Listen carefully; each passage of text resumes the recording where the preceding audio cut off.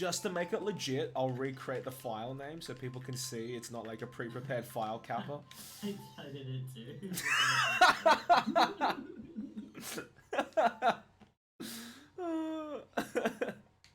You know, we gotta give the peeps, like, you know, we gotta let them know that we're legit. All right. Can we use your audio? Habble's isn't working. Oh, that's what Nay just. Wait. Wait. Hang on. Nay just messaged me. Okay, count me in. Do we have audio now? It's all good. He said. Okay. You can go.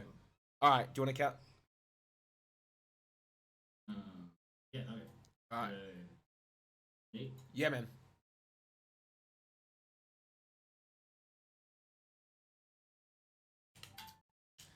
There we go. Holy moly.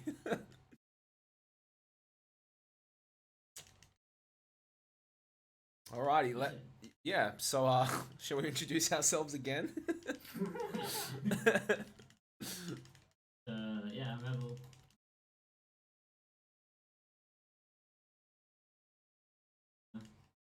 You've been playing for like 5 years? Yeah. I thought about maybe delving into some other games like Majora's Mask and stuff, but primarily I am an Ocarina of Time speedrunner, yeah. And I'm Quills. I'm helping to commentate. I'm also an Ocarina of Time speedrunner. Never ceases to amaze me how vast the community is, no matter how long I'm here. Oh, it's nuts. Like, when I started, there was only like the people that I'd associated with had been running for like a couple of years, so that makes me think that, like, you know, now they've been like doing it for like potentially 7 or 8 years now. Yeah. It's actually pretty crazy.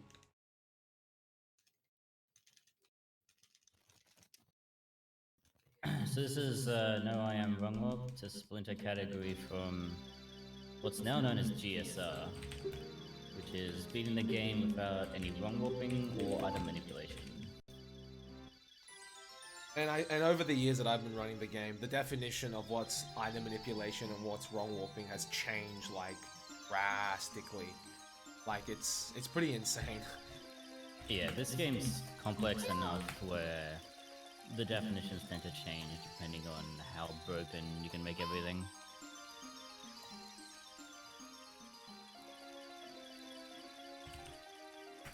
While we're in the intro cutscene, I'll just point out that we're almost at $1,900 with donations now. During the break from Para, we had a donation from Dact, who gave $54 and said more bucks. And we also have a donation from Pylorian, who gave $45.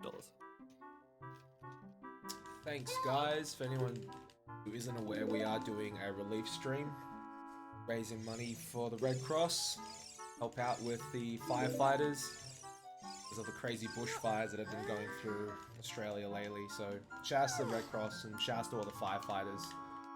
Yeah, it's pretty crazy. This is quite appropriate too, because Mika's from New South Wales and I'm actually from Queensland, so there you have it. Yeah, and it's ironic that, like, you know, us three are all Aussie as well, so, you know, Aussie takeover. Of course. Alrighty, so Habs, did you want to perhaps, or Quills, explain like why we play the game in Japanese? Yeah, if you could, Quills. Yeah, sure. So it's pretty straightforward. It's pretty common for a lot of games. Basically, because of the way that Japanese characters work, the text boxes move a lot faster. So normally, unless you can fast skip through text, it's a frame for every letter that displays on the screen. And since the Japanese characters are basically whole words, it means that it's roughly about twice as fast to play on Japanese as opposed to English. Yeah, it's pretty insane how much time Japanese saves. Like, I don't know what the exact figure is now, but when I started speedrunning Ocarina of Time, if you were to do like a 100% speedrun on English, and then you did the exact same run on Japanese, you'd save like 25 minutes on like text alone. I saw a comparison with the old Kakariko route for any percent, and it was something like 2.5 minutes extra if you were using the English text. That's nuts, because that route's only like 20-ish minutes long as well. Yeah, exactly. Yeah. So yeah, the run starts out with us just picking up a sword, and we're gonna go get a shield now, and then we're gonna do some jiggery pokery to leave the forest early. I believe that's the technical term. Oh yeah, completely technical.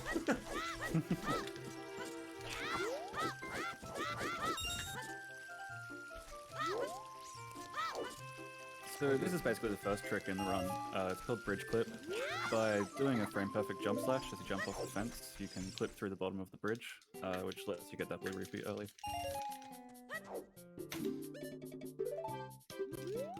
Yeah, had a bit of a weird thing happen there on the platform there. To get that rupee, it's actually determined by how much time you spend on each platform. So because I'd skipped it, I felt like I didn't spend enough time on it. Oops, so I missed this trick, which means I'll have to go the slowish way. I'm just trying to attempt it now. It's basically what's called a WES, a water extended super slide, and it just means that we could get to this entrance here a little bit faster, but we can actually use that water extended super slide to our advantage and like squeeze past this guy, but we've got other ways to do it. Yeah, we'll be seeing other super slides later in the run as well. And this trick is Pokey Escape. Basically by slashing the wall and then pressing A at the exact moment that you're clipping inside of the forest kid there, you can push yourself to the other side and then just roll past him to get out of the forest, get your fairy ocarina. Yeah, and the way that works is because as we're slashing the wall, we're also interacting with the guy that's blocking the entrance, and that allows us to get something called Infinite Sword Glitch, or ISG. We'll be seeing that more in the run, but one of the weird properties is that when you have certain actors in the same area, and you have ISG, or Infinite Sword Glitch, it does some weird things with your positioning, which is why we're able to squeeze past him. Looks like we're less than $2 dues away from hitting the big 1900. Yes. What Mbap just asked is, are the names in the right order? And the answer is yes. Yep, I'm on the left, he's on the right.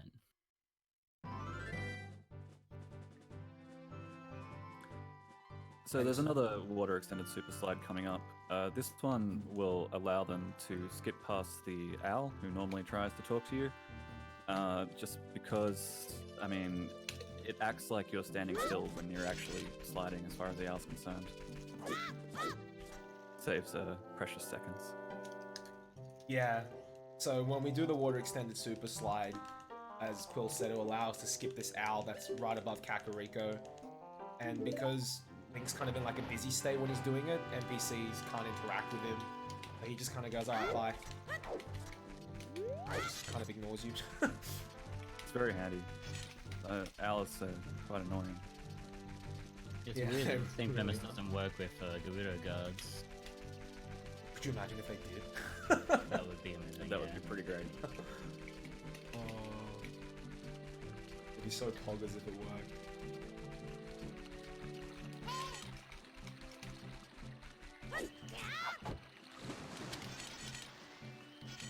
And the reason it's called a water extended super slide is because when you're slashing the fence, it causes you to recoil through the water. That's pretty much the key to being able to get that super slide. We're going to see some others later where you use bombs.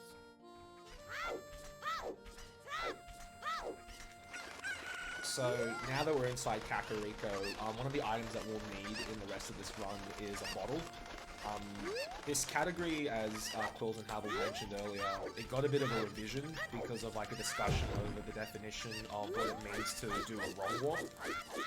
And consequently, because of the, I guess the quote-unquote wrong warps we do in this route, we are allowed to get bottle now and effectively skip the cutscenes at the end of certain dungeons. And the only way we can do that is, like I said, using a bottle. And this is the quickest bottle we have at our disposal, because all the other bottles in this game have a lot of crazy extra requirements. This one is just kind of being a chicken keeper and picking up these guys. It's also very conveniently located right next to the bottom of the well, which is where they're going to get bomb shoes next. chicken wrangler extraordinary over here. Yeah, these chickens can be a little bit funny. Their starting position is kind of roughly in the same area each time the area spawns, but how they move is random, and it does have a lot to do with where Link is as well, so we can kind of use that to our advantage, especially when we pick one up and peg it. Yeah, there are ways to manipulate the movement, but we are, in some respects, at the mercy of our own G. While the guys are finishing off chickens, we've got 2 more donations. One is from Paul Moore, who gave $4 and said, "Pog!" And another one is from, how do I pronounce this? Cupabole? Who gave, it's with a Q. Oh. Kipabole? I don't know. Who gave $22 and said, "My name is Jeff." Oh, maybe not our Kuiper Ball. I'm so confused. Sorry, Kuiper. Yeah, focus a bit for well music.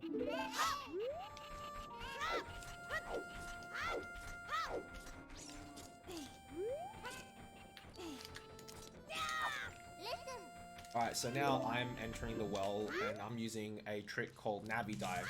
We effectively grab onto the edge of the well, and then we try to jump slash off. And as we try to jump slash off, or as we basically do a slash, the game pushes us backwards, but then we kind of propel ourselves a little bit forwards again. And then we interrupt that using the Navi text. And as a result, it puts us into like a busy state like we do with the water extended super slide. And so the water doesn't detect that we've actually gone through it, and so we're able to dive down into the bottom of the well. You would normally need the Song of Storms, quote-unquote, legitimately, to drain the well in order to enter here. Habble missed that, so he had to use a Cuckoo Dive entry. So it's basically the same thing. You use a cutscene to put you in that busy state, which he basically gave himself ISG, the Infinite Sword glitch we mentioned before. Which caused him to do damage to it, so as soon as he dropped it, it started the Cuckoo Swarm cutscene. And Meek has just done an Ocarina Dive, which is sort of like the Navitex thing. You get ISG in the well, and then you flip onto the green bubble, which is the flying skull. And because you've got ISG, it causes you to hover in the air over this invisible hole in the ground. And then by pulling out the Ocarina, it causes them to like shift and drop down. Yeah, as Cool says, it pretty much does the same thing as a Navi Dive, except we're using an Ocarina instead. And Habble's is just swagging on us there. And getting a West in the bottom of the well.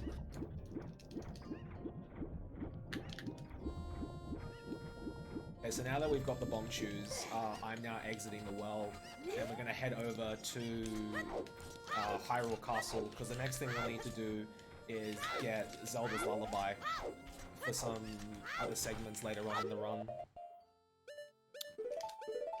We've had another donation. This one's from Izagar, who gave $16.50. Getting ever closer to that $2,000. Thank you, Izagar. Hey, Trip. What's up, man? A lot of friendly faces here. Good to see you guys. Wish you could have joined us, Trip. Yeah, how's work? Kick a man while he's down.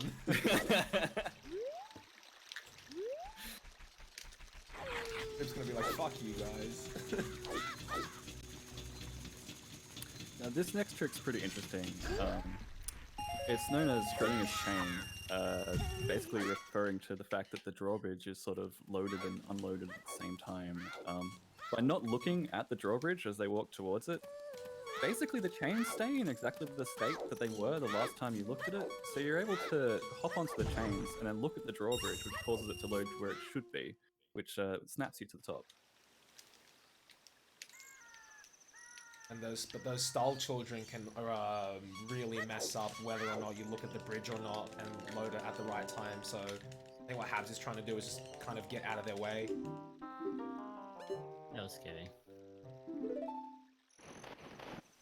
I forgot for a second that I needed to Big damage. No, to wait out the Stalfos. Ah, Spawn. a good adaptation there though, I saw. Yeah, something like that. That's pretty bad because if you miss that, you need to wait till an entire night cycle for the bridge to go down. Yeah, that's... I think I had that happen once in a race with someone else. The other guy copped it, but he somehow managed to catch back up because I screwed up Spirit Hover. Oh yeah.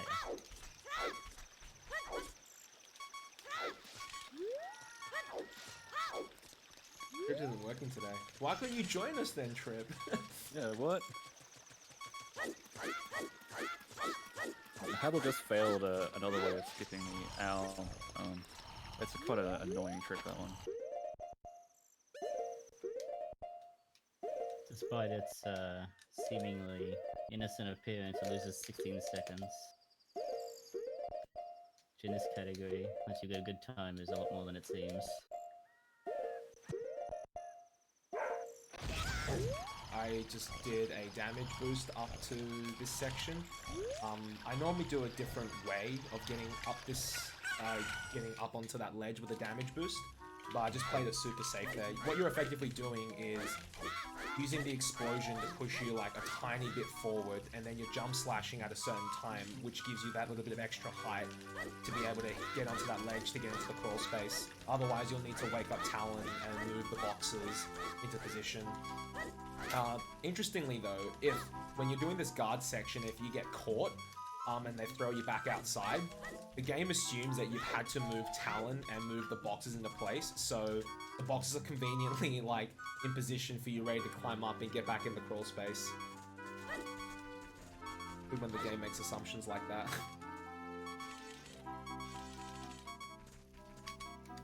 Habble also did a different way of getting to the crawl space to get into the courtyard. He did a seam walk where by like looking at the correct angle and very slowly walking, you can walk up the connection between two polygons. Yeah, that seam walk is like... I think I did it once and I was like, yeah, nah, not for me. It's not really necessary since you're waiting for the time of day to change, so you can walk into the courtyard anyway. So. Yeah, it gets you there faster, but unless you've gotten there fast to begin with. Hey, sticky there's not situation. Oh damn it! I didn't pull stick out. Damn it! I didn't think of. Look at the size of that stick. And it's even in my split name. Shove stick in Zelda's face. Such a small Hylian, but such a big stick. So Habble is obviously, you know, he's representing what would happen if the game never got censored. And I'm obviously repping what happens when you do censor a game. No stick in Zelda's face.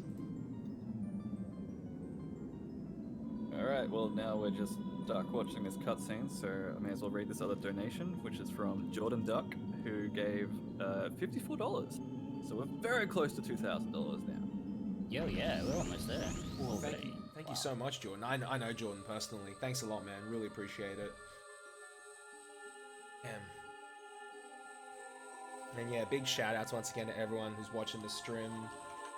Any runners who have done runs before us, like Para, who just did a crazy SM64 speed run, and also anyone, like I said, who's donated towards this relief effort that we're trying to do for Red Cross. Absolutely.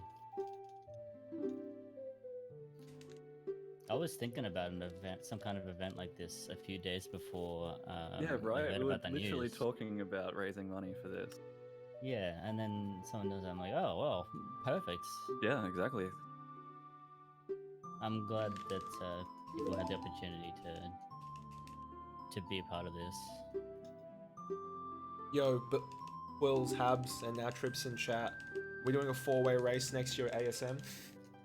Yes, please. Yes, please, yeah. Hell yeah. I would absolutely love that. A 4-way race would be absolutely hectic. What would we race though? Whatever you guys want.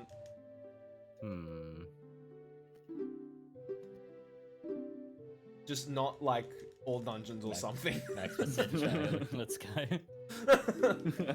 No one would finish a run. We'd all get like bodied. I think the craziest single segment run I've seen is all dungeons, no doors. Oh my gosh. Insane amounts of out of bounds movement from the entire section. That's crazy.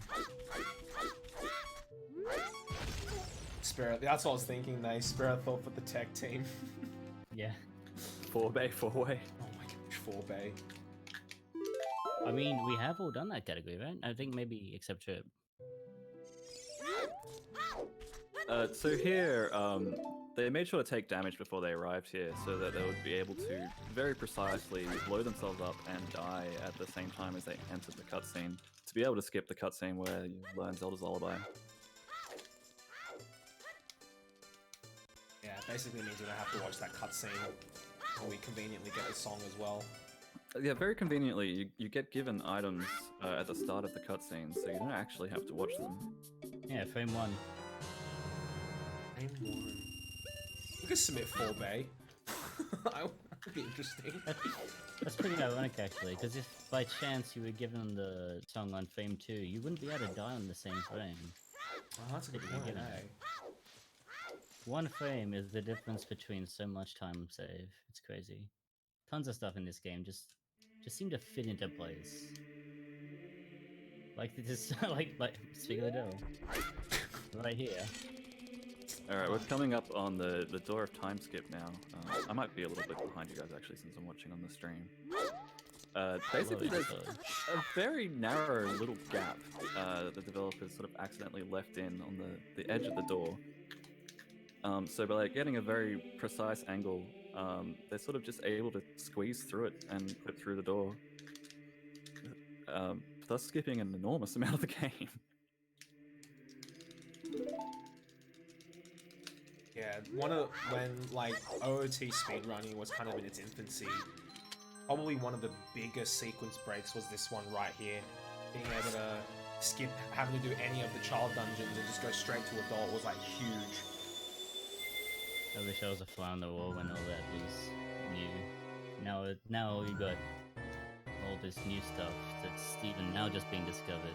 And we thought for the longest time, every time something new is found, it's like, okay, this game's done. There's nothing more. That's it. And recently, Ace was found in OOT.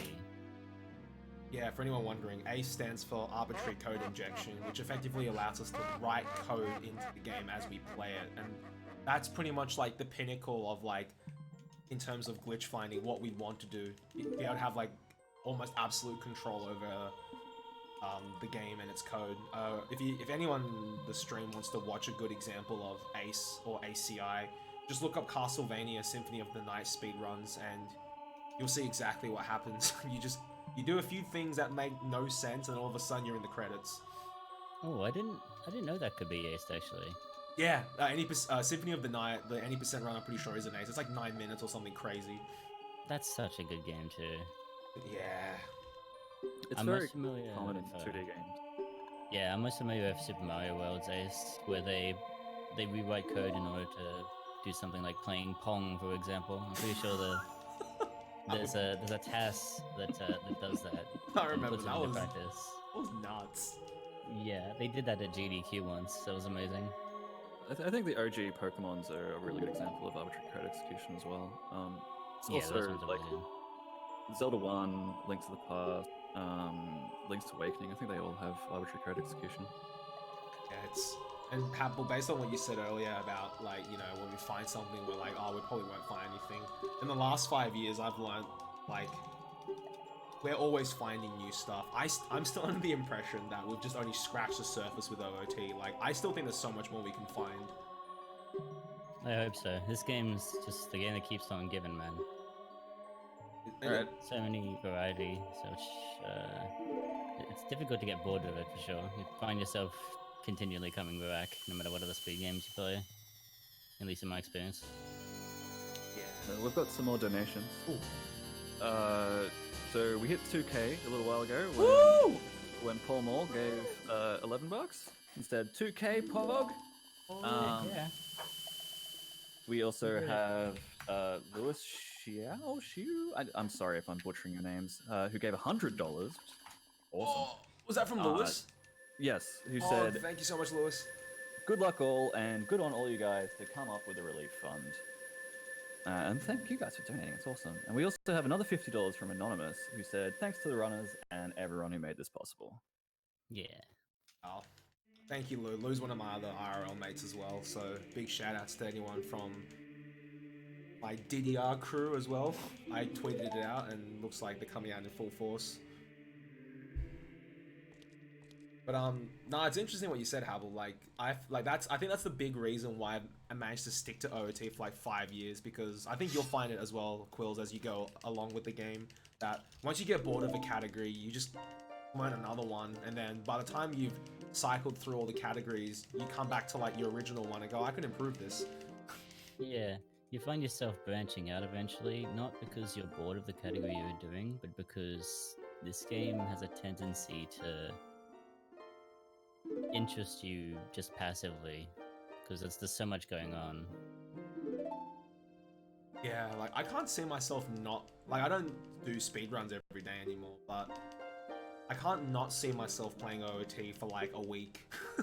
It just feels weird. Yeah. I'm like, something's missing, you know, I've been doing this for so long. Yeah, I was able to try out Mario 64, the power I was running earlier, and I did a whole month binge of Mario, but that's the amount of time it took until I was like, okay, I miss it. I still have so much respect for Mario runners. That movement that they do is insane.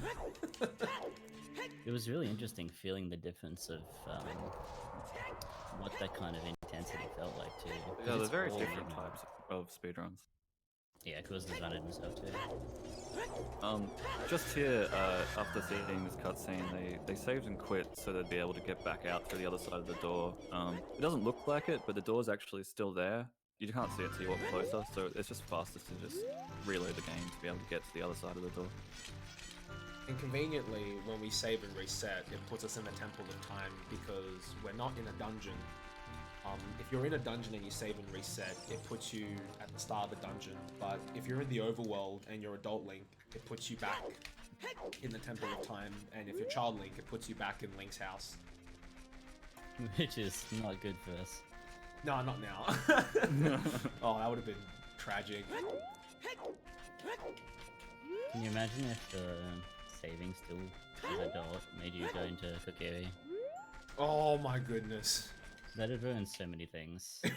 It seriously would. Oh man. It's a much more convenient place to be able to be in the Temple of Time. It's a bit more central. Yeah. Yeah.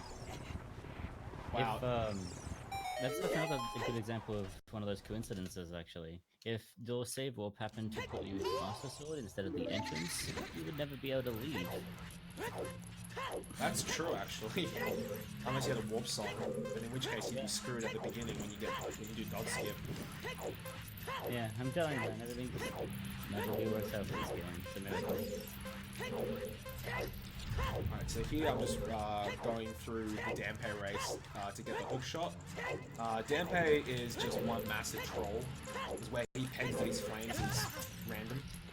And you can just get clipped when you're not looking or like go around a corner. That.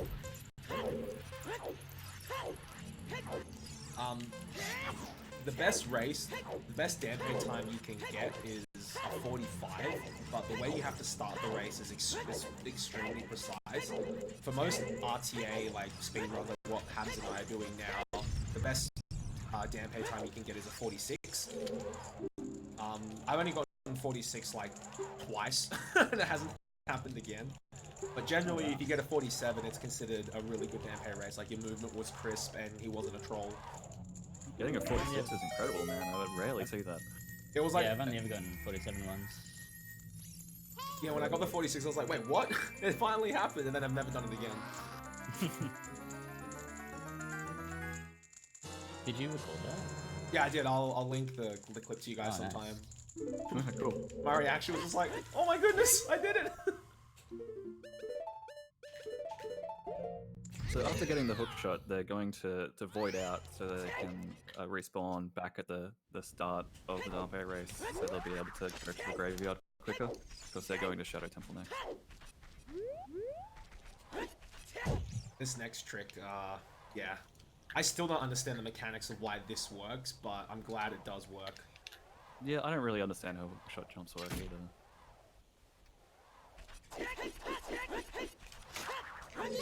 Maybe it's better documented than some of the Breath of the Wild tricks.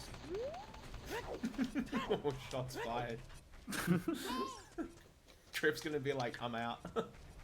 Man, I love that game, but it's so difficult to learn. Oh, when things are documented poorly, it's just like Dan's game. Dealing with physics engines is very temperamental. Yeah, We're very blessed by this game that we can create so many good setups purely from our options of box movement. So things like side-ups that have set distance, so you can create predictable results for them. yeah, so what we just did there was called a hookshot jump.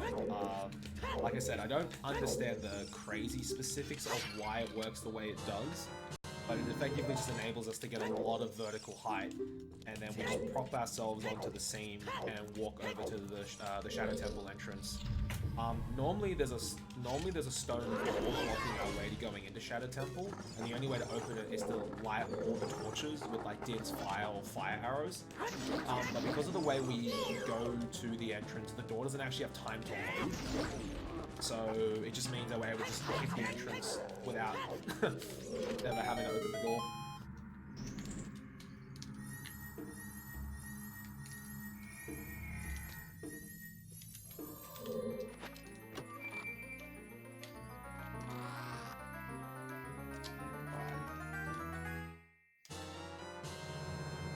There's a small optimization when you're fighting dead hands there.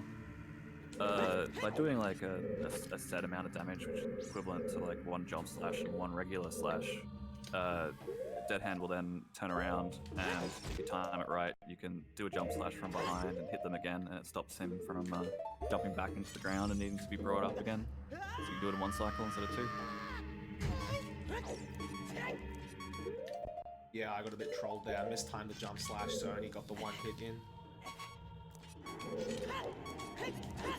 Yeah, Habble did as well. If you do it properly, like you can just kill the dead hand on that jump slash rather than running around getting him again. And now we're seeing boat skip, which is very confusing to watch if you're not familiar with it. But basically, they've done a mega flip to blow themselves out of bounds. And then they've landed in the room where the boss door is for the Shadow Temple, and then they've navigated through that room and executed a boss key skip using a ledge grab and a well-aimed bomb chew. The scariest part about that boat skip trick is easily navigating the room before the boss key, or the boss room blind, because you don't have any textures as visual cues, so you kind of just have to memorize where you're going.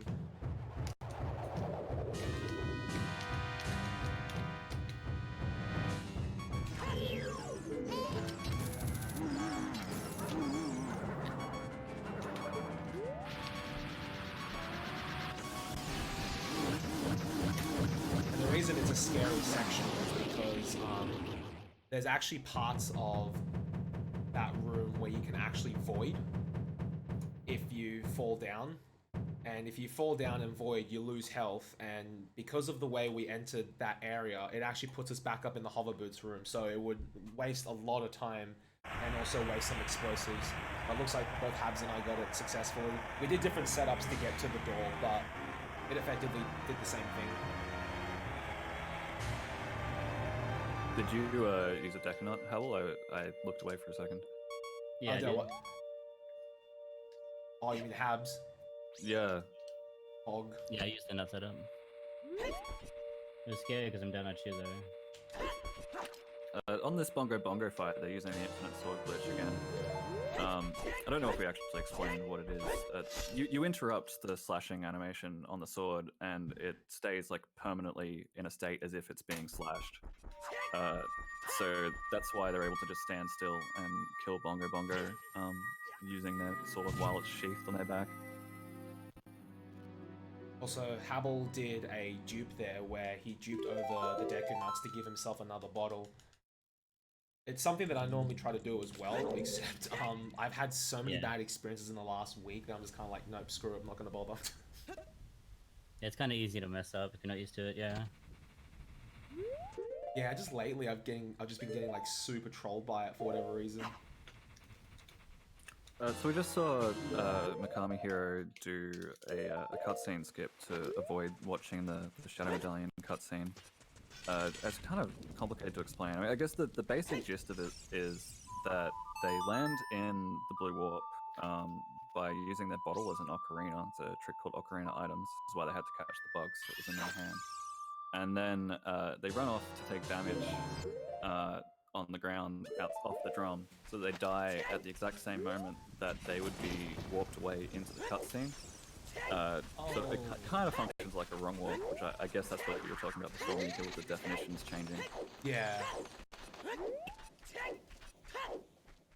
I'm not sure why that didn't work. Oh. Oh, and Habble's having to watch the cutscene. That's unfortunate. That's a bit of a time loss there. Must have been Bungo's initial position or something. I'm pretty certain I did that setup right. Yeah, so with that cutscene skip, like one of three things can happen that what we just did. You either see the white flash and end up at the start of the temple, which means you did it successfully. You end up at the start of the temple, or you watch the cutscene as what Habble did. It just means that you loaded too many frames of the blue warp. And the other, which is I think a worst case scenario, is you end up at the start of the dungeon, but you don't see the white flash, which means you didn't load enough frames of the blue warp. And that one is a massive... That one's definitely... Like, what Hab's got there is definitely the lesser of two evils.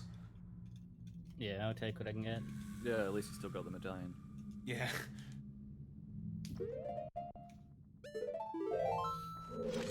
I don't think Mikami's run this category yet, since its main cousin, GSR, is the one that predates it. Categories aren't too different. Yeah, I've only done like a few practice runs last week, but I couldn't get anything off the ground, and I was just like, I'll wing it if it gets selected. Because they're so similar route-wise, he's able to play it by ear here. Yeah, so the main category that I normally run at the moment is a category called Medallion Stones Trials, MST, and with this new version of No IM/WW, there's a lot of similarities between that and MST, which is why I have said I can kind of just pick it up and go, okay, I know what I need to do. That trick he just did there was Doom Jump, and that's one of the ones that's used in MST. It's not typically used in GSR. Yeah, you don't normally have a bottle in GSR, which is necessary to have a fairy to revive yourself once you've done the hookshot jump up onto the bridge. Yeah, so there's quite a bit of categories that have some intermingling tricks. So you learn one, it makes it easier down the road to learn a different category that may use that trick. Yeah, like that hookshot jump is actually really, really cool because the way it works is your hookshot hits the ladder on the exact same frame that you die as well. So you get the momentum from the hookshot hitting the ladder, and it kind of just propels you up. But because I guess the game's devs never thought you'd actually hit the bridge from underneath, they never bothered to put any collision underneath the bridge. Just like the bridge clipping in Cookie Forest. Yeah, exactly. So we're able to prop ourselves up. I should also point out that the only reason that they've gone to the Dongo's cabin is to get the bomb bag, because it's very necessary for them to have a bomb laid on the route, and they've almost run out of bomb shoes at this point. And the more bomb shoes they have, the better for when they get to Spirit Temple. Yeah, explosives are really, really, really precious in this category. Like, when you're just starting out with the category, there's many safer strats that you can do if you're running low on explosives or you're not comfortable with certain tricks, but as you get further on, with any category really that uses explosives, like managing how many explosives you use and whatnot, it becomes really, really like critical. In this category in particular, if we accidentally waste, I think it's 3 explosions, then we will very likely lose about 5 minutes later on the run to a specific trick. Yeah, it's not fun. So so Mika's just gotten magic, which is important to be able to use light arrows in the Ganondorf fight later on. this is the sole reason why we got Zelda's Lullaby, was so we could get magic. Yeah, have to use Zelda's Lullaby specifically to activate the fairy, otherwise you can't get magic. This game itself is quite open-ended, but because of the item requirements of certain things, we're able to make branching paths for different routes because of that.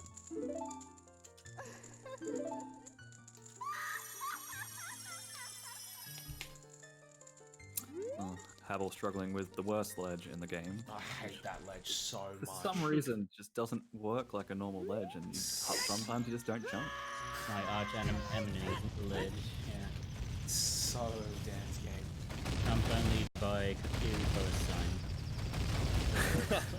The worst OT enemy. I think that's Habble and sign, I have yeah. both lost like over a minute in runs just trying to jump off that one ledge.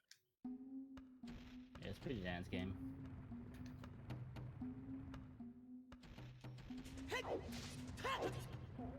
Now, I'm down at 2 here as well, so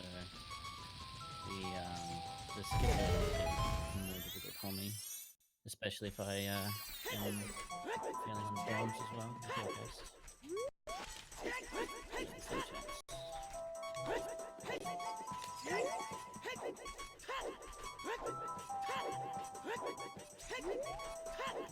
Mikami's PB in GSR is a 120. I believe that's close to like, oh sorry, 117. That's close to a 118, maybe a 119 for this category because of the difference of cutscene skips. My PB in this one is a 120. So we're quite close, but he's got a lot more years of experience. You never know what could happen in a race, man. OT is crazy no matter what your skill level is. So we saw Mikami do a backflip over Mito, who was blocking his path just then. It's kind of a fancy angle you have to get, the hookshot makes it easier. And then he used the bomb to do what we call a ground jump.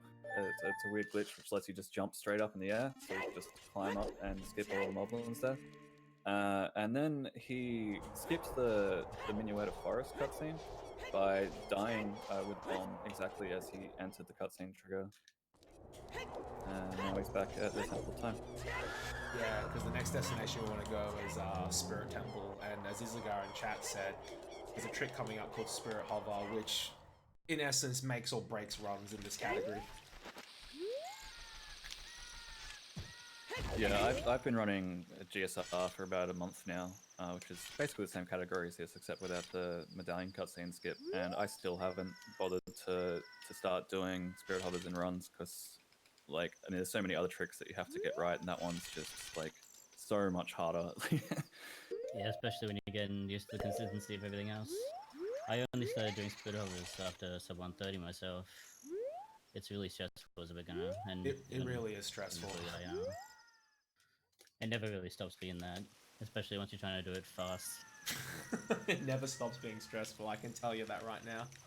You get there, I just clench, I'm like, oh, please. Did you just do a Hess to Yep. Gerudo Valley, Mika? So that's similar to the Water Extended Super Slide, except it's a Hyper Extended Super Slide. By shielding bomb damage, it's faster than the West. Just one of the more useful tricks in the longer categories of speedrunning, but also very difficult to get down. The timing's a bit strange.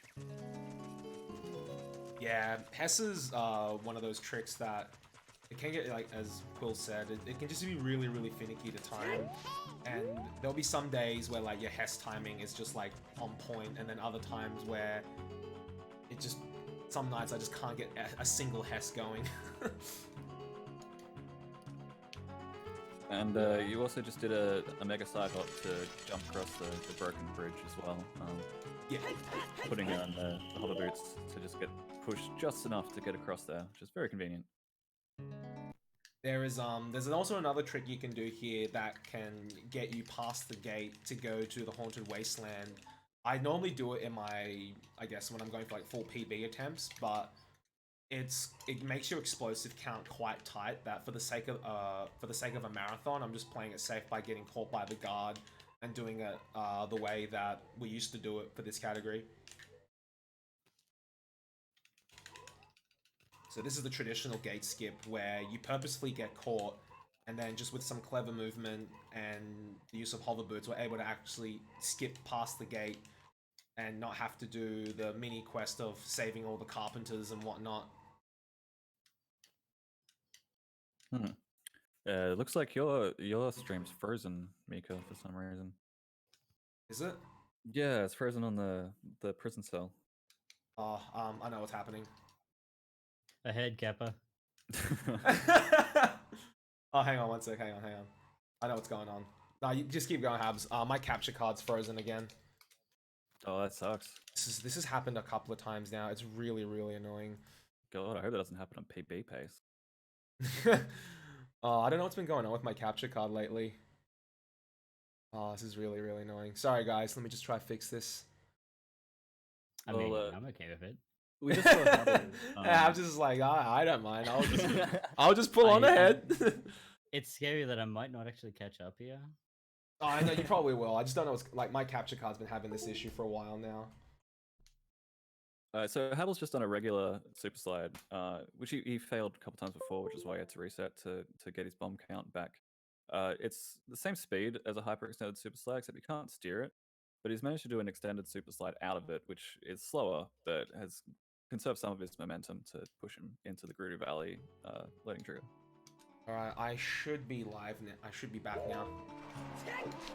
Sorry about that, everyone. My apologies. Just in black. Should be back now. There you are. Good.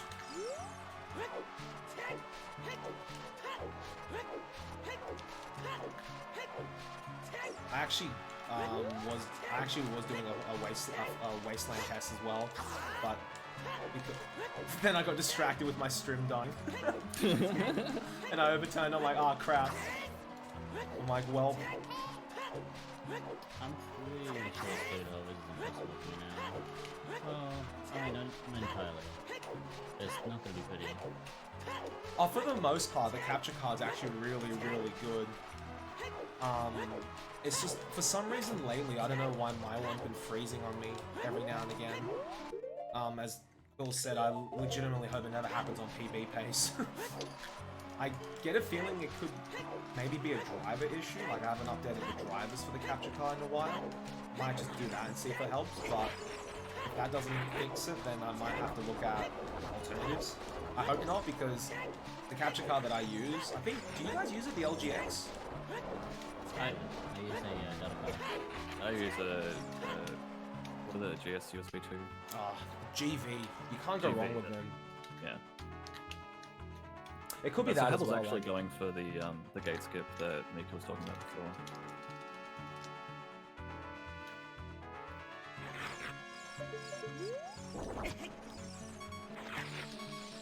And if you're unfamiliar with Ocarina of Time, when Mika just crossed the wasteland there, normally you have to get the Lens of Truth, which lets you see invisible things, and you follow a ghost through a very specific path, because otherwise you void out while you're crossing the wasteland.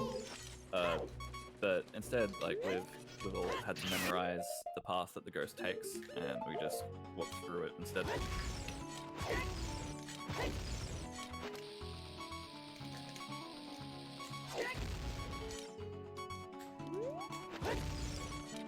Now we're at Spirit Hovers for Mika, the most Monka-esque part of the run.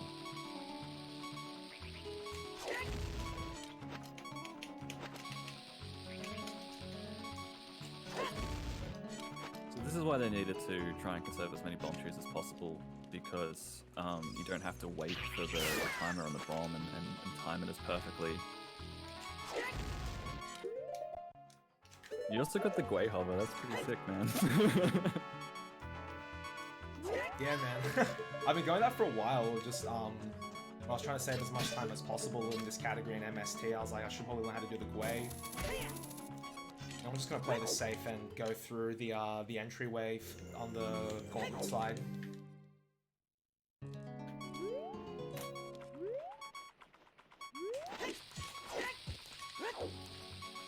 I also just completely miscounted my explosives and realized I had one chew left. No, it's tomato. Just I lost count of explosives. I wasn't paying attention, and then I thought I only had one there for whatever reason. Saving a chew for the Mega Flip trial skip. Maybe. Or as Aggie said, the most likely reason is that in GSR we only have 4 chews there, not 5. So I think just my muscle memory taking over, assuming that I've already used my 4. That makes sense.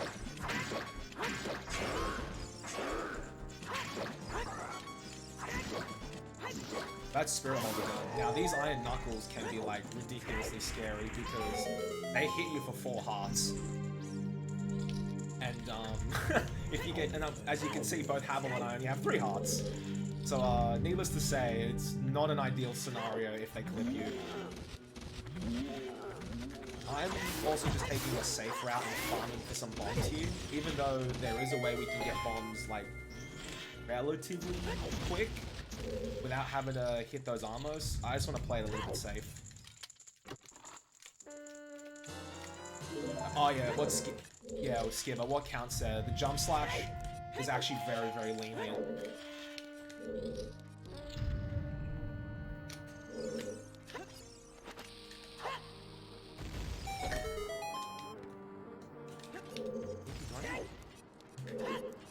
Which means I don't have to take a hit from the Beamos. I'm just looking at my health.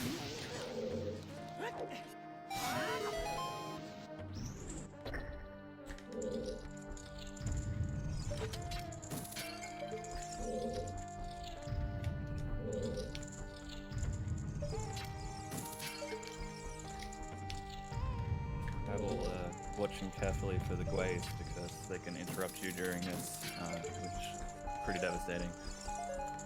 Yes, very devastating. Oh.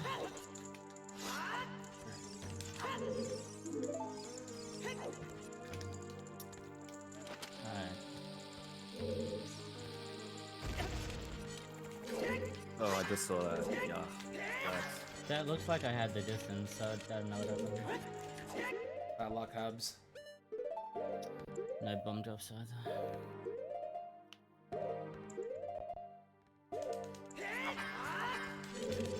So Mika's doing a statue climb now. A series of pretty precise movements to be able to climb up the side of the statue, so that you can then sort of flip through the head of the statue to hook shot. I guess your arms flipping through it, which then gets you to the boss door to let you do a boss key skip, which is yet another hover with ISG. Yeah, and what I did there was called a, what is it? A low height round clip? Well, the thing is, Count, I have to equip Bottle anyways, so I guess that pause to do that jump slash wasn't really that unoptimal, Kappa. On the plus side, they get to see the alternate movement through Spirit. Oh yeah, I get to see the way I do Spirit.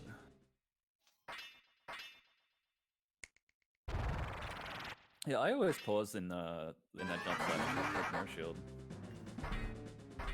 Ah.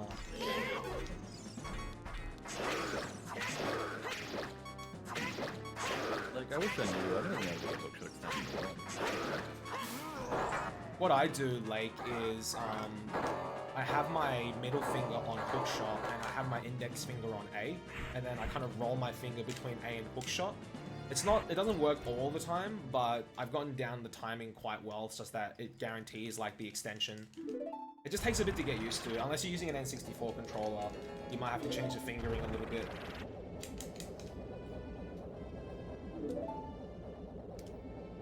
So I just took down Naburu there. There's actually a way you can kill Naburu, this mini boss here, and skip the cutscene that I'm watching now.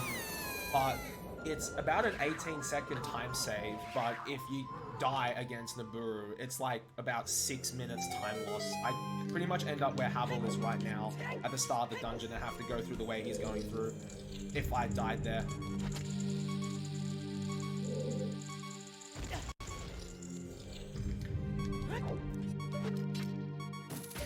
I can't believe I still remember this movement. I was about to say, if I had to do that, I don't think I remember it. It's been that long.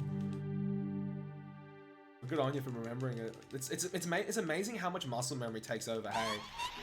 Yeah, I used to do this pathing a lot before I was ready for speedrunners, so it's kind of ingrained into me now. Yeah.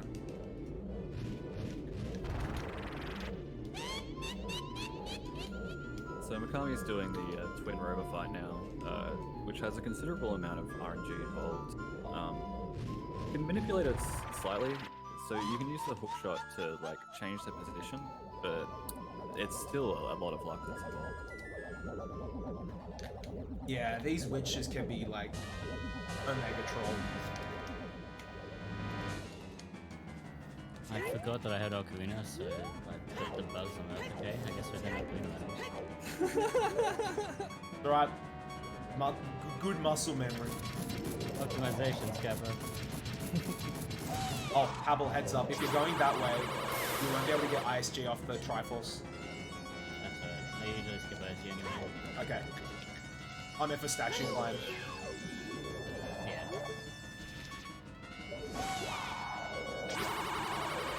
So we've done how you hook shot the chest. Oh, one of the things. You know, I've been meaning to show you that for weeks.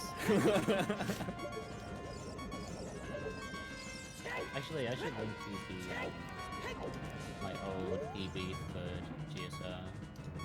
The one that before I started doing hunters, yeah.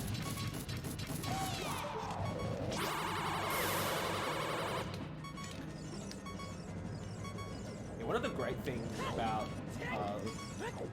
doing Ocarina of Time speedruns is that, as Quill's mentioned earlier and Habble's mentioned, it's a really well documented speedrun. So resources are quite easy to find and they're quite fleshed out, and it's actually quite popular of a game that you'll be able to find other speedrunners probably doing the category that you're doing. And one of the best ways to get better at the game, besides doing runs yourself, is watching other people do runs as well. Because, like what Quill's just said right now, he was like, "Oh, is that how you do that section?" You just kind of learn stuff, and you're like, "Oh, I didn't realize you could do it like that."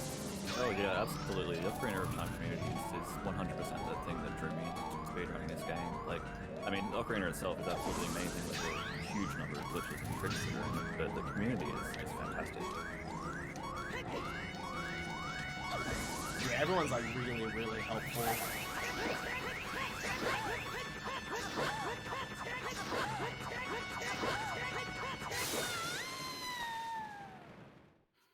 Just a reminder that we're coming up on like the last half hour of this speedrun now, so if you want to get any more donations in to assist with the bushfires, now's the time. Yeah, shouts to everyone who's donated. We've reached 2.1k. It's crazy for just 2 days, guys. What the hell?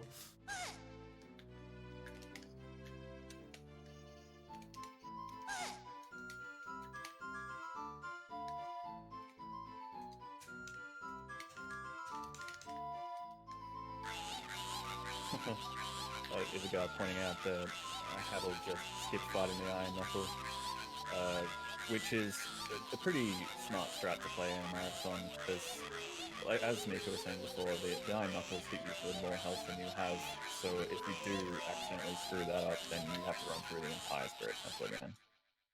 And if Habs died there, like let's say he gets the mirror shield after doing the skip, and then if he was to die to the Iron Knuckle, he would just end up back outside where he got the mirror shield chest, not at the start of the dungeon. Yeah. Well, I mean, guys, if you were doing it in a run, I mean, it's losing time.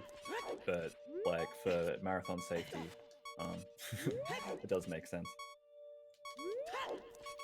Yeah, as Count said, you spawn back right next to the knuckle, because you've gone through the door already to get the mirror shield.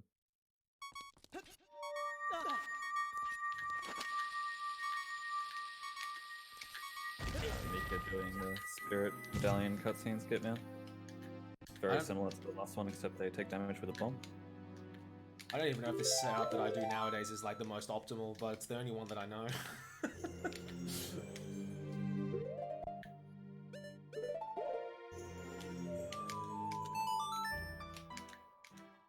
One I learned from MST. So now that Spirit Temple's done, we're going to be making our way to Forest Temple, which is why we learned Minuet of Forest earlier.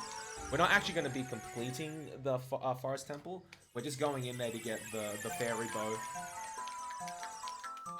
Yeah, and this is why we saw them go to the Forest Temple before and then leave, so they could get them in the forest, so they'd be able to walk there.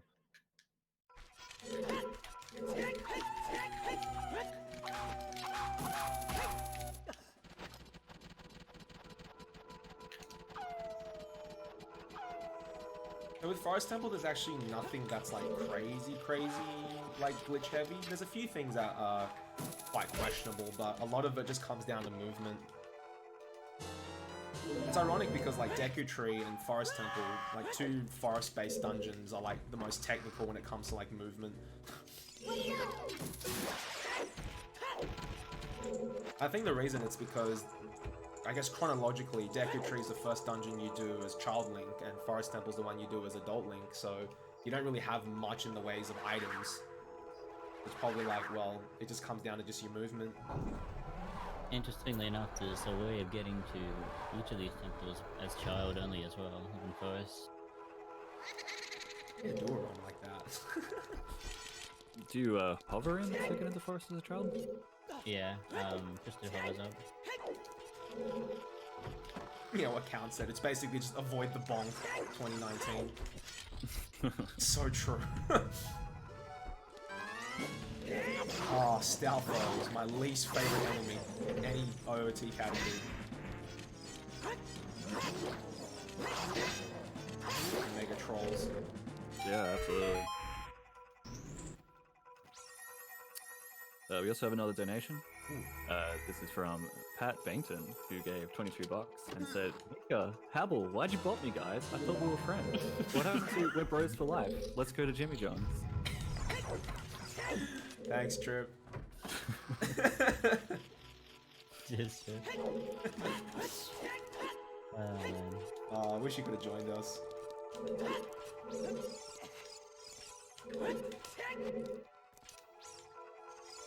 So what I did there was called ledge clip.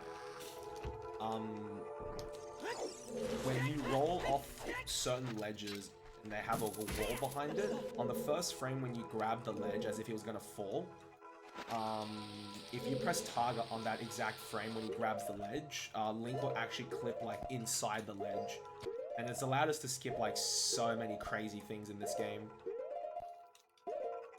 It was actually discovered by complete accident.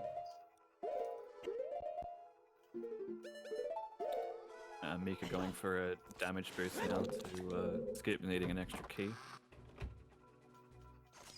By using the hover boots and the damage of him being pushed off the edge is just enough to be able to get across and land on the ledge up there.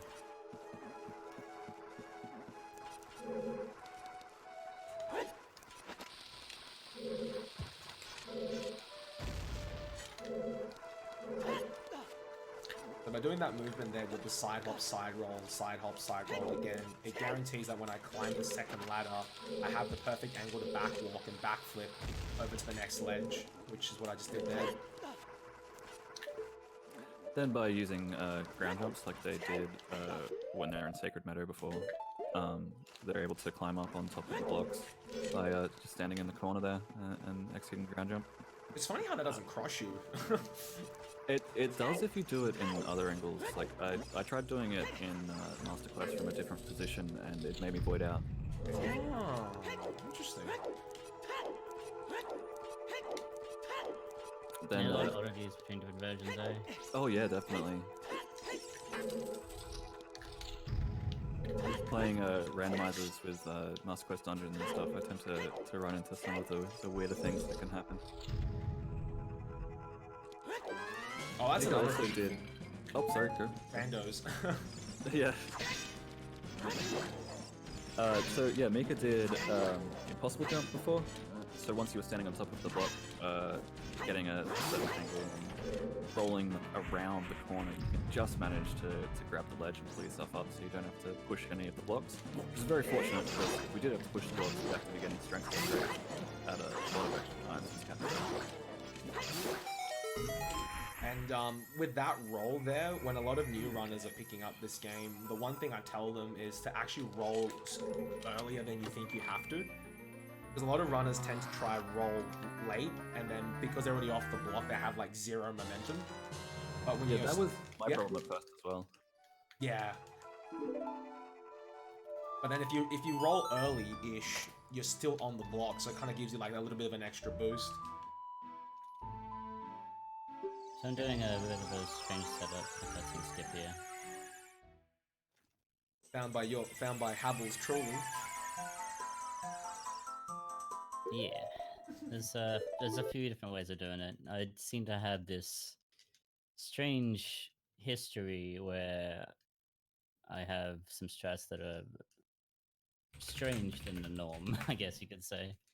But they work for me, and in a game as vast as this, having options is really good. That's one of the amazing things about Ocarina of Time as well, is one of the great things about watching other people's runs is that you'll see them sometimes do different setups for different tricks, and it's either ones that they've kind of found through obscurity, or like in Habble's case, they've found ones like themselves. And I've always told people this, like, if you're not happy with what's available, you know, if you have the capacity and time, make your own. So I'm watching the Light Arrows cutscene now. This is triggered by having both the Shadow Medallion and the Spirit Medallion in your inventory. Now the reason you only need those two is because this game does a bit of a lazy check, in the sense that if it sees that you have those two medallions, then it assumes you have done all the other dungeons before, because without breaking the game, you can't technically get into Shadow Temple or Spirit Temple without doing the other ones first. So because we only did Shadow Temple and Spirit Temple, the game goes, oh, well, you must have done all the others, and triggers a Light Arrows cutscene.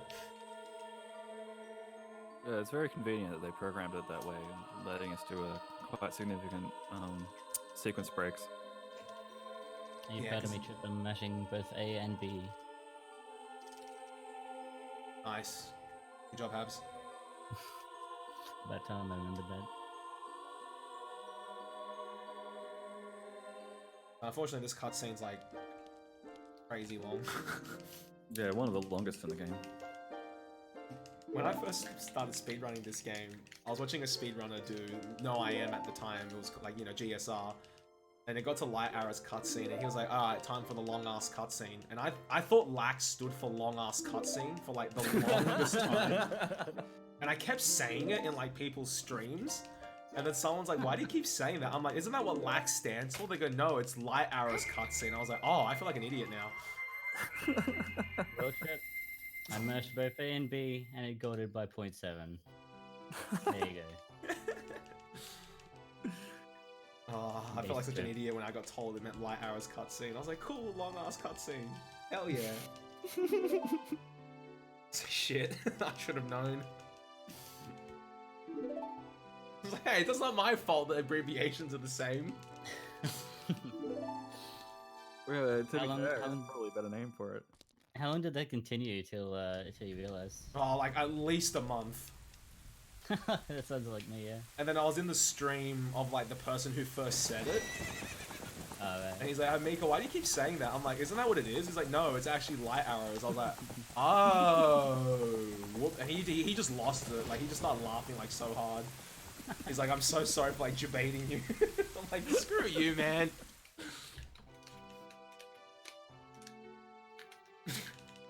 Or as like some people name it like bathroom break.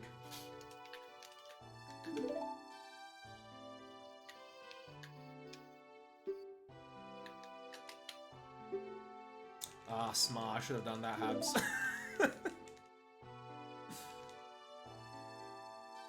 Yeah, I've been doing that a lot lately. One of my PBs actually had a backup void warp from fairy zombie walking. I said a lot of things there. They probably don't know what most of those. We'll get there. We'll Right. I'll explain when we get there.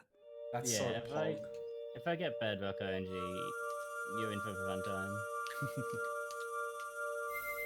Yeah, I remember Trip telling me that you get the fair, and I was like, oh, that's a smart idea because 3-heart Void Warp is like so Yeah, it monk makes me ass. wish that I had Bottle and GSR because it would be very nice to have that back up. Yeah, because 3-heart Void Warp calls is so monk ass.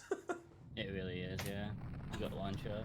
I've need, like, lost so Void many Warping. no wrong warp runs because I'm just getting like trolled by a rock. Do you have a memory of the most disappointing? Sorry, what? I was like, what's the worst luck you've gotten in a run before? Oh, that MST run where I was on sub 210 pace and I had like the weirdest Void Warp where I clipped inside the pillar. What? And then I was trying to backwalk and then I voided. Like I fell down and I voided after getting the collapse. And then I went into the Discord going like, what the hell happened? And Danny's like, dude, you landed like inside the pillar. I was like, you have got to be kidding me. Oh, I was so mad because I was like the first MST run. I was on like sub 210 pace like ever. What about you, Quills? Have you had any scarring experiences with collapse skip? Honestly, I've been pretty lucky because in GSR, you have 4 hearts instead of 3. Well, I mean, I choose to pick up a heart. So I do have that little bit of extra buffer. So I haven't really had any nightmarish collapses yet. I think probably the worst is I had a PB where I ran out of bombs and had to just actually go through collapse normally and then fight Ganon like with my hook shot. So that wasn't very fun. Oh, that's a mood. 10 hits. Yeah.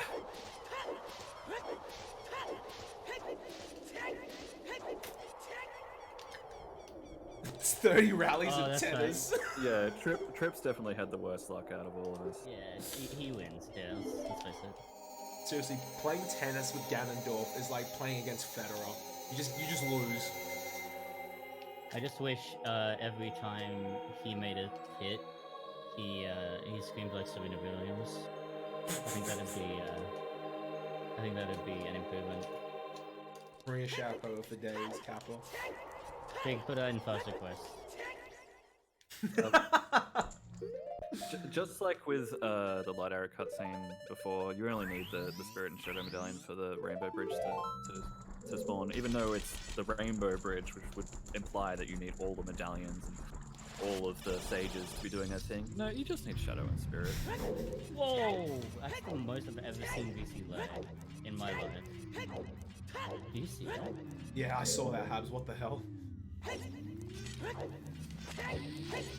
I didn't even know VC could lag like that.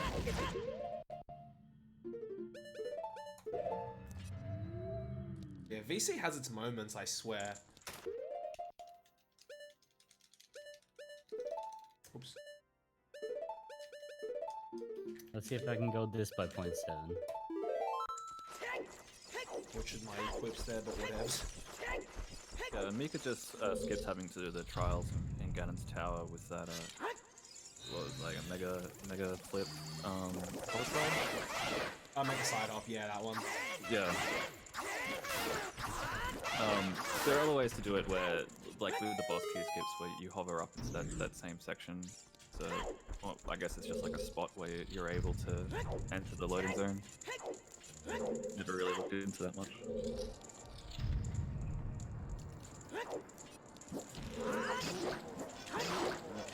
I'm actually like my life depended on it. How many VC Yeah, Trip starts how many VC crashes we've had. I guess I'll go first. I've had one VC crash in 6 months, so I think I'm doing pretty well. I'm due for another though. I bet I've just jinxed myself. No, don't say that. Seriously, don't say that.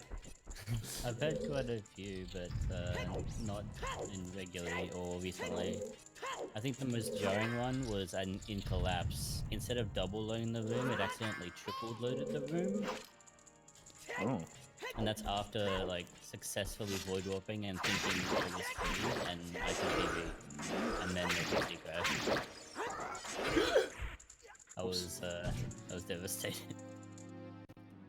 I just got clipped by double knuckles.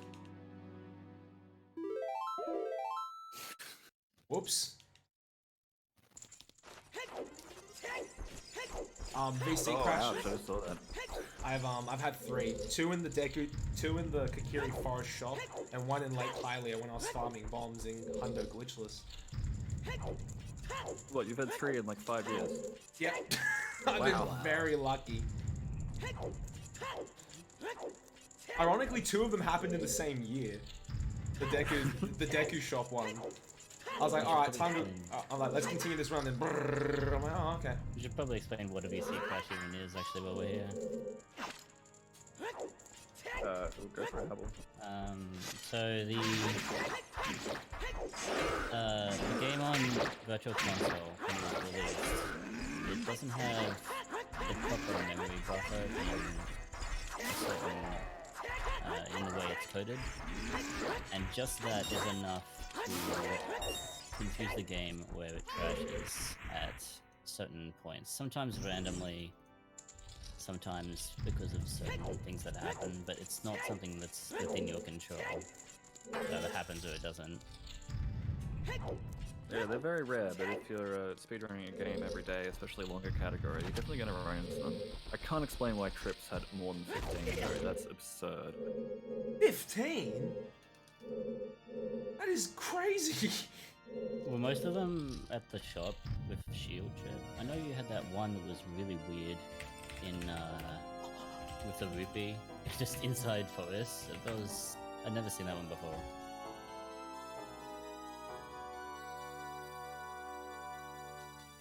I don't know, Mika's reached the Gandalf fight. And here is where we play tennis with this guy.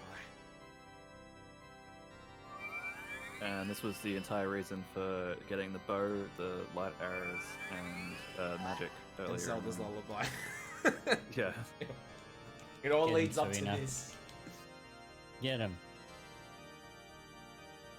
Oh, yeah, time to play some tennis.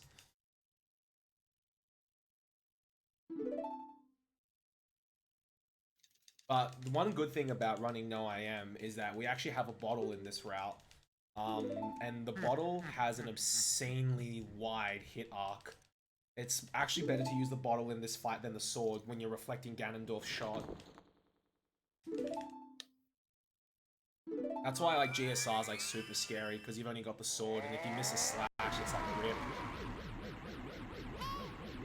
Have you seen people use the bottle quills? In the fight, yeah, I used Yeah. to do it all the time. It's so good. Casually. It's so much easier than using the sword. Oh yeah. I wish I had. I had to teach myself how to use the sword. Sorry. But Habble? have you seen bottle damage storing into 40 glitchless crouching attacks to kill him? I think I saw someone practicing doing the 40 stab. It's an experience.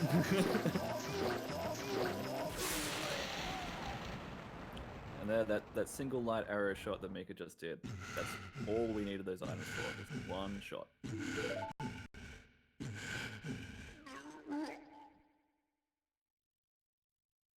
And what I did there was, as Ganondorf was falling, I was trying to get ISG, and then that way when I draw my bow and target Ganon and walk into him, Infinite Sword Glitch is actually stored in Link's left shoulder. So when he like knocks his bow and like lunges into Ganondorf, the ISG hitbox is like digging into him, which kind of keeps him in like a stun lock, so I don't have to keep hitting him like individually. But now it's time for like the most scary part of this run. Yeah, if you thought that the Twin Rover RNG was bad, this is ridiculous here. This can make or break a run, and it's like we're right near the end, and it can utterly destroy your run. And there's nothing in your control you can do about it if it happens. Yeah, having 3 hearts here just makes it all that more scary. If I had the 4th heart, it So what we're doing here is Void Warp. If you're familiar with any percent, you may have seen Child Link hessing off a rock to clip through to rain down the bottom. Now, Adult can't do that because of his profile, so we need to do it from the top, and because we have bombs, we can do precise movement in a way that gets the bomb explosion to push us into the same loading zone. But but if you're hanging on that rock face and the rock hits you out of it, you're done. It is a big level of like dancing. Hey, Mickey got away with it. I got away with it. Phew! Next time, Gadget. And because of the damage you take when you void out and then land this, you have to be at what, at least 2 3/4 hearts, and you take half a heart damage from the rocks, so you can't take any damage at all. Yeah, because I'm only on 3 hearts here, I'm playing it super safe moving up to this door because any one of those falling rocks would kill me now.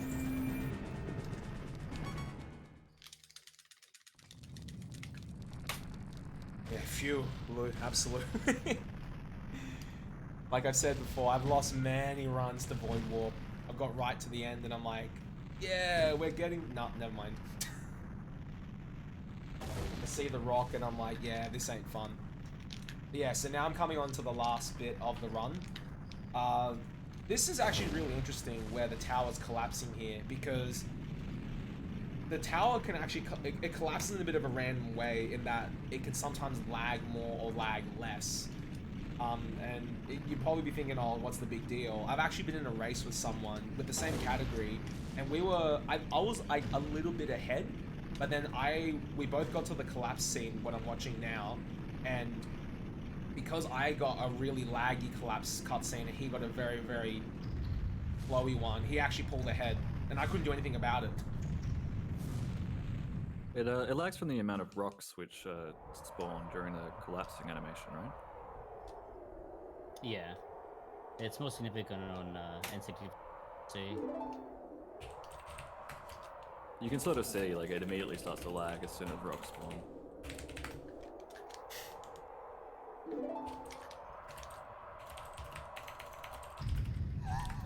Mika's doing one of the very last tricks now.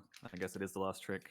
Just basically by using a bomb to super slide into the cutscene and then holding shield for the entire cutscene, you manage to keep your Master Sword foot.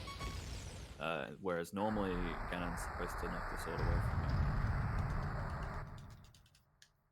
you. Yeah, and if he knocks the Master Sword out of your hand, then any other item you have will only do 1 unit of damage, and it will take 10. It's not fun at all. In some categories, for example, like MST, where you get like a Megaton Hammer, which allows you to like crouch stab or just slash in general, it means you don't have to do the super slide to this cutscene, because then you've still got something where you can do what's called power crouch stabbing with, or like in 100% where you've got like bigger on the sword. It doesn't really matter. But in this category, where the only form of a crouch stabby item we've got is the Master Sword, we kind of need to keep it. But then, Ganon knocked it out of my hand, but I've still conveniently got it. You get to watch shield from his face.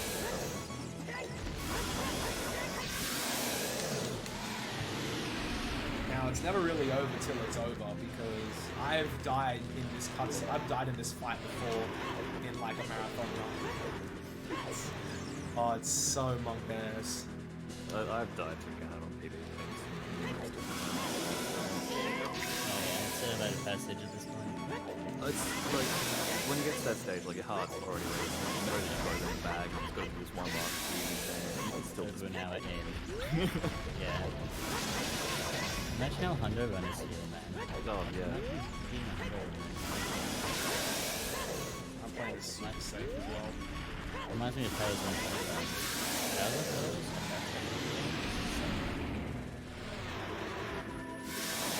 Okay, I have a question. Dying to Ganon in Hundo, it's really hard to do that though, because you have so much health. Yeah, you have so much health. And you've got double defense, I believe. That's true, I forgot about that. I think with Hundo, it's more the collapse skip that sort of causes them to lose right at the end. That's like quite hard. It looks like I got like a 123 something.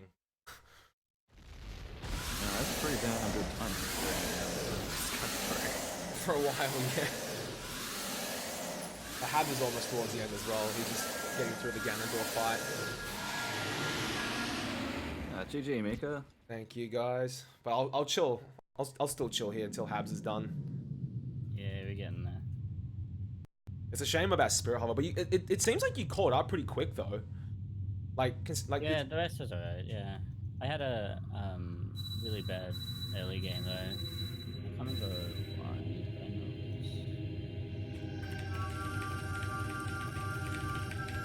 it was something. Oh, that's right. It was second time chew. I lost the chew on the next game. Yeah. Losing a chew is just, it's not fun, hey. Alright, Habs, let's hope you get good rocks. And if we don't, we get to show them. Yeah, if zombie- we don't, it's exciting. I could, on purpose, show them zombie covers. Chat asked, is it possible to swap game sound to Habble? I'll ask Nay.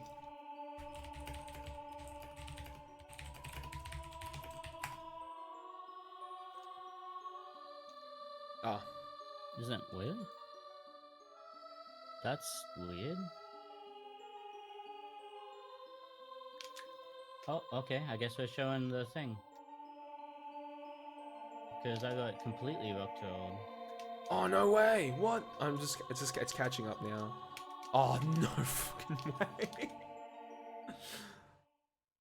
Oh, that's so damned. What the hell?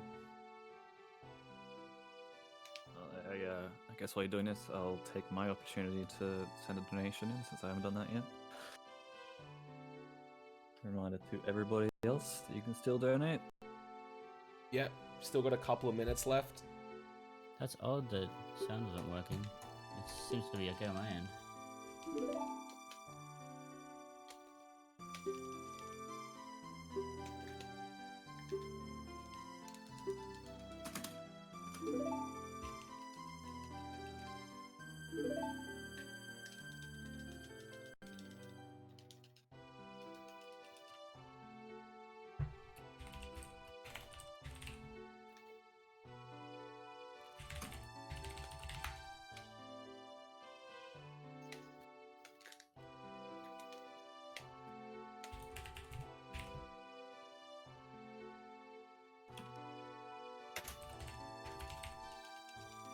See, now that only lost me like 23 seconds. Oh, Pog about getting the fairy. Yeah, if I hadn't gotten that fairy, I would have lost over a minute there. So it's a nice little safety net for what takes about 2-3 seconds to get this category.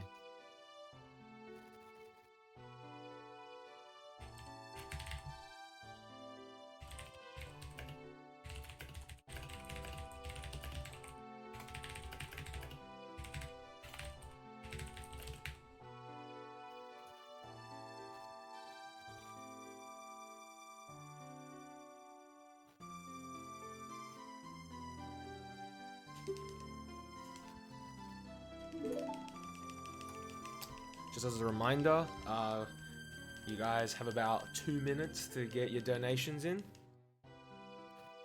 Oh, we got another donation. Can we get?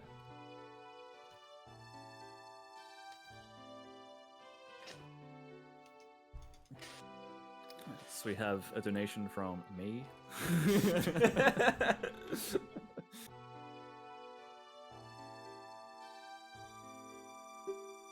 Well, what did you say?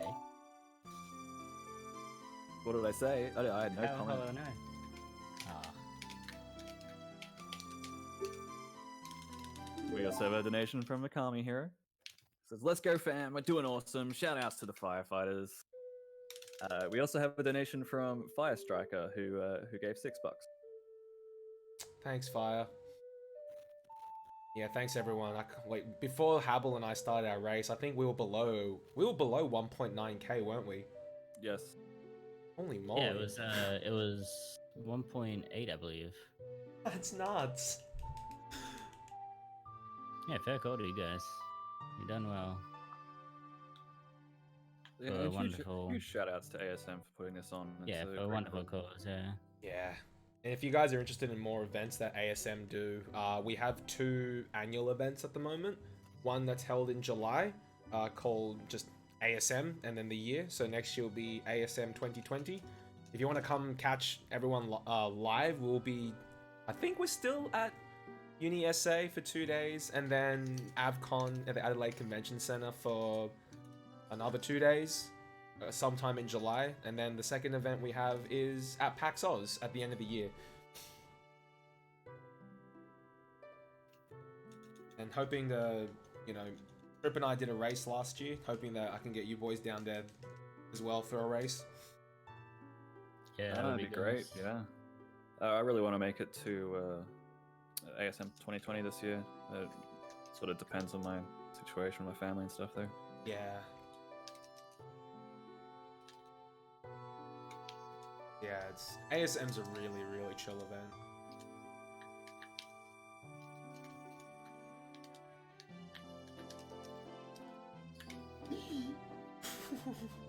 That almost gave me a fright there. Just watching his Ganon fight, I got so scared. Yeah, the Rose. Oh, when he did the turn, I was like, oh no. Oh god, yeah, those are terrifying. Holy crap. Underestimate, boys. Hey. Nice. Hey, we're underestimate. That's always good. Oh, we got another donation, I think. That counter just went up. Oh, just did. What have we got? GG, Habble. GG's. GG Habs. That was fun. Paul Moore gave $13. No comment. Wow. Thanks, guys. That was fun, Habs. Thanks, Quills, as well. Hope you had fun hanging out with us. No worries. Yeah, it really helped you commentating for us. Yeah, I mean, I know how Monka has a lot of the sections in this. Yeah, for sure. Big shout outs to the OT community as well. Lots of amazing people. And if anyone is interested in running this game, the Discord community is the place to be. Yeah, That's, hit us up. wherever you are. Yeah, so many runners, and I'm sure Habble and Quill can attest. Everyone's really, really friendly and helpful, and if you have a question, people will kind of guide you in the right direction. Yeah, And absolutely. We've still got new runners coming into the fray, like, you know, just this last year alone. Oh, that would include me. Yeah, including Quills. It's pretty nuts. So, like, you know, I'll be on Twitter and I'll see, like, these new runners posting times. I'm like, yo, this is sick. You know, 5 years on and we're still getting new runners, and I hope that continues. Curse you, Jimmy Johns! Oh gosh. Alrighty, I think I am tasked with signing us off. So big shout outs to everyone across the weekend for running, watching, donating, tweeting the stream, supporting us. You guys are awesome. Big shout outs to the firefighters as well. Like I said, that's why we're doing this charity stream, to, you know, raise some relief funds for the firefighters. But the crazy bushfires that are happening across Oz right now, like, honestly, it's scary what they have to go through. So shout outs to them. And just thank you all for watching. Hope you guys enjoyed this 2-day marathon, and hope to see you all at ASM 2020. And thank you, ASM, for having us. Yes, thanks ASM for having us as well.